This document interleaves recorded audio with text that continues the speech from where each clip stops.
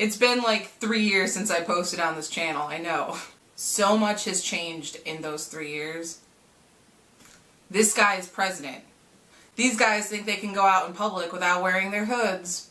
Oh, and the DPRK and the Republic of Korea signed a peace treaty to end the Korean conflict, and Donald Trump wants to take credit for it. So this video in particular is something I want to share with white people.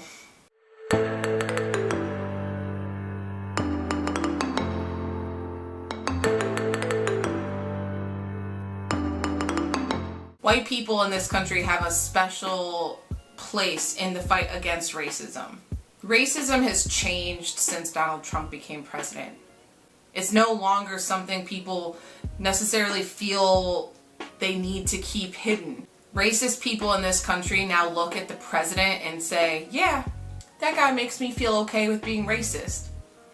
That's why when the neo-Nazi alt-right rally happened in Charlottesville last year, it was scary. The men and boys carrying those tiki torches and those polo shirts, they look so much like people that we know. They look like our brothers, our fathers, our uncles, our coworkers, our bosses. They look like people we know, and they're not wearing hoods anymore. Racism in this country has become so upfront in recent time. You know, it seemed like it was kind of backpedaling, like, oh, you know, it's not good to be racist anymore. But with the election of Trump, it's like racism got the okay. And I understand that in times like these, it can feel like there's nothing you can do to change anything. But that's why I specifically want to talk to white people today. There's always something you can do to address the issue of racism in this country.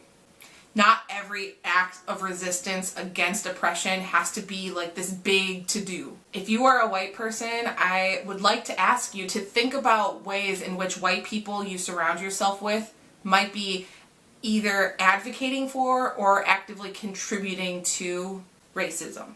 White people have this special ability to be given a window into racist people's worlds and their thoughts. When white people are surrounded by other white people, they might be more comfortable to say things that are either violently or kind of passively racist. So if you're a white person who is against racism, you might have opportunities to confront these things. Of course, each white person is going to have different levels of energy available and also resources depending on circumstances.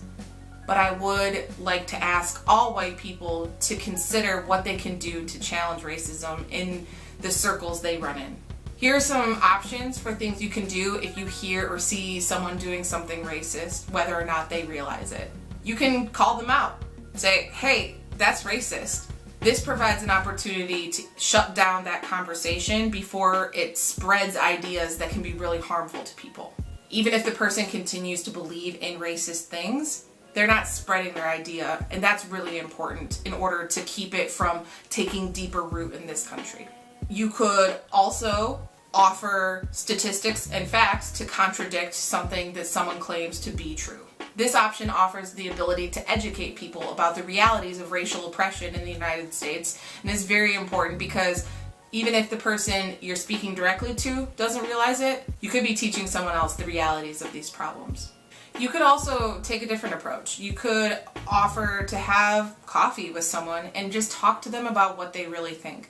Oftentimes, white people who say things that are racist, they might not realize it, or if they do, they might not fully be explaining why they think the way they do. Sometimes reaching in and trying to figure out why someone thinks the way they do is a good way to understand the best option for changing their perspective and opening their mind to the realities of racial oppression. There's lots of options for what people can do if they see racism. People of color often have to struggle just to survive in a racist society like the United States. So for that reason, it's especially important for white people to step up and do anti-racist work. Racism and racist ideas have this tendency to flourish in white-only spaces, whether those are purposefully white-only or kind of just happen to become white-only spaces. That's why I definitely want to encourage white people to consider what they can do to challenge racism in their communities.